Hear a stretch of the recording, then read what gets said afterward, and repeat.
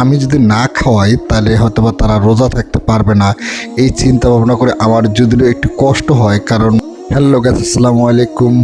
আশা করি আপনারা সবাই ভালো আছেন ইনশাআল্লাহ। এই যে দেখেন, সেহরি খাওয়ার জন্য সবাই এসে গেছে। এই যে দেখেন, এই মুহূর্তে আমার সিট শর্ট পড়ছে, তো আমি অবশ্য রাত্রেবেলা দোকানদারি সব কিছু গোছ করছি। তো এই টেবিলটার মধ্যে চেয়ার মানে চুলে ছিল, চুলেটা সরে আর কি চেয়ার ঠিক করে দিলাম, তার কারণ লোকজন বসতে পারতেছে না।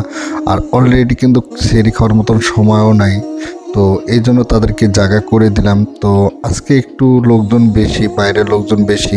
এই দেখতেছেন, এরা যারা খায় তারা কিন্তু সবাই বাকি খায়।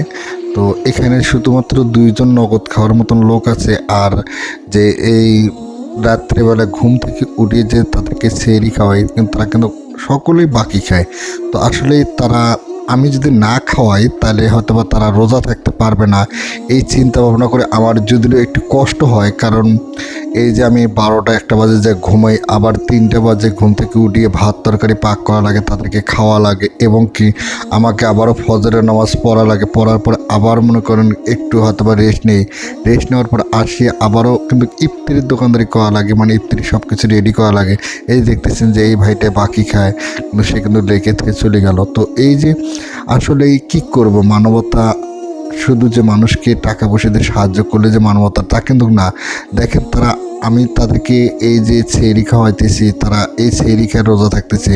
আসলে সবই হচ্ছে আল্লাহর রহমত। কারণ আল্লাহ পাক যা করে সবই আমাদের ভালোর জন্য। তো এবারকা অবশ্যই আমার হোটেলে বাকি খাওয়ার জন্য এবং কি সেহরির জন্য একটু ভালো, মানে লোকজন ভালো আর কি। এই যে বললাম না, এই যে ভাই আর ওই যে ভাই, ওই যে পেছনে যে একাই যে ভাই বসে আছে, এই 2জনই শুধুমাত্র নগদ খাইতেছে। এবং যারা এই যে দেখতেছেন সবাই কিন্তু তারা বাকি খাইতেছে এবং লেগে লেগে চলে যাইতেছে।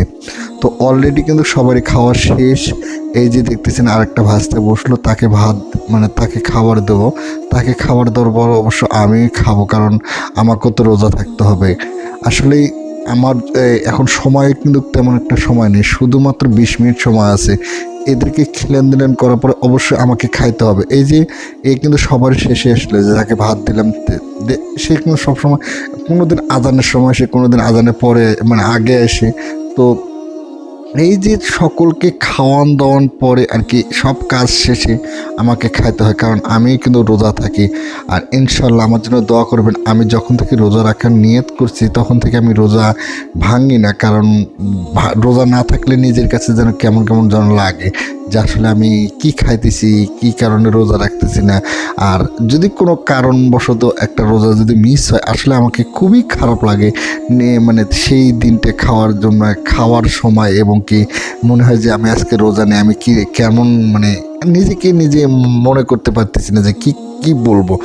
তো আসলে এই যে দেখেন আমি সবাই খাওয়া দাওয়া শেষে আমি কিন্তু খাওয়ার বুঝছি, কিন্তু খাওয়ার বুঝতে বুঝতে আমারও কিন্তু তরকারি শর্ট পড়ছে, সেই তরকারি নিয়ে আবার কিন্তু আমি খাবো।